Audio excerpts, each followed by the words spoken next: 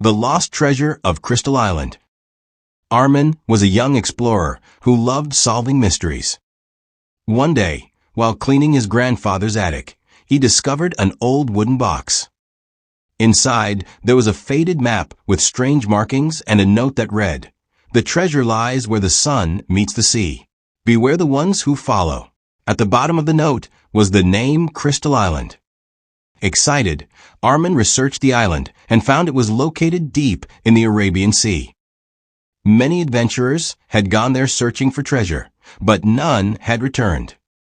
Ignoring the warnings, Armin packed his backpack with food, a compass, and the map, then set out on his small boat. After 2 days of sailing, he finally reached Crystal Island. The sand sparkled under the sunlight, and strange crystal-like rocks glimmered everywhere. While exploring, Armin found carvings on a large stone. Only the brave will find the light. He followed the direction the carving pointed to and discovered a hidden cave behind a waterfall. Inside the cave, it was dark and silent except for the dripping of water.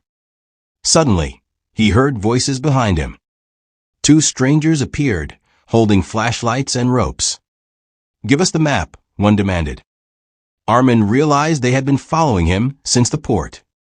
Instead of handing it over, he ran deeper into the cave. The tunnel split into 3 paths. Unsure which one to take, Armin noticed symbols on the walls, stars, a sun, and waves. Remembering the note about the sun meeting the sea, he chose the path with the wave symbol. The tunnel opened into a massive underground chamber filled with glowing crystals. In the center was an ancient chest, half buried in the ground. Just as Armin approached, the strangers caught up.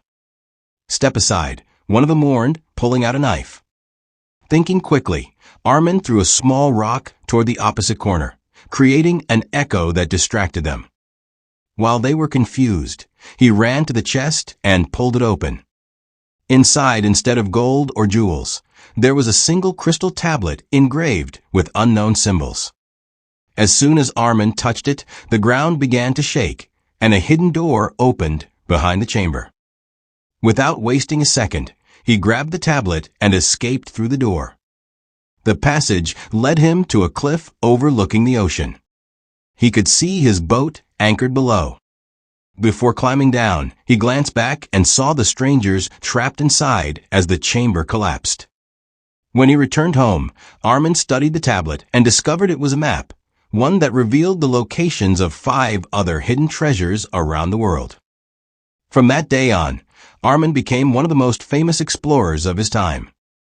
But he never revealed where the Crystal Island was, fearing others would risk their lives searching for the treasure. Some say the island disappears under the mist and only reappears once every 10 years. And when it does, another adventurer will surely try their luck, but only if they are brave enough to follow the sun to where it meets the sea. The Vanishing Train. On a foggy night, Adil boarded the last train to Lahore. The station was strangely quiet, and the ticket collector warned him, "Carriage 5 is closed. Do not enter." Curiosity got the better of him. After a few minutes, Adil noticed the train slowing down near an abandoned tunnel. Suddenly, the lights flickered, and the sound of wheels vanished. When he peeked outside, the city lights were gone. Instead, there was endless darkness. He walked through the silent carriages, but all the passengers were frozen in their seats, eyes wide open, not blinking, not breathing. Heart pounding, he entered carriage 5 despite the warning. Inside, he saw hundreds of old photographs pinned to the walls. Every single picture showed missing people from decades ago. And in the middle of the wall, there was a fresh photo of himself, dated today. Before he could react, a voice whispered behind him, "Welcome to the passengers who never reached their destination." The next morning, the train arrived at Lahore, but no one on board was ever found. The Vanishing Train. It was a cold winter evening when 18-year-old Armin boarded the last train from Greywood Station. The platform was almost empty, and the thick fog made it hard to see more than a few feet ahead. Armin was returning home after visiting his friend in the next town. But little did he know this journey would change his life forever. The train was unusually quiet. Only a few passengers sat scattered across the dimly lit compartments. Armin found an empty seat near the window and plugged in his earphones. As the train began to move, he noticed something strange. There was no station staff, no guards, and not even the usual announcements. It felt abandoned. After a few minutes, the lights inside flickered. Armin glanced around nervously, but everyone else seemed oddly calm, as if they were under some spell. Then, an old man sitting opposite him whispered, "USHOULDNTB here." Armin removed his earphones. "Excuse me?" he asked. The old man leaned closer and said in a low voice, "This train hasn't stopped anywhere for 50 years." Armin frowned, thinking it was a joke.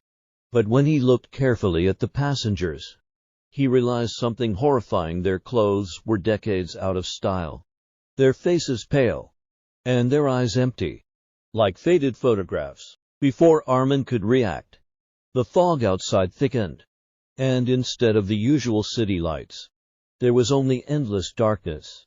The train picked up speed, faster than he thought possible, and a cold wind blew through the compartment, though the windows were closed. Suddenly, the old man grabbed Armin's wrist and whispered urgently, "If you want to live, jump before the third tunnel." Armin's heart raced. "Why? What is happening?" The man's voice trembled.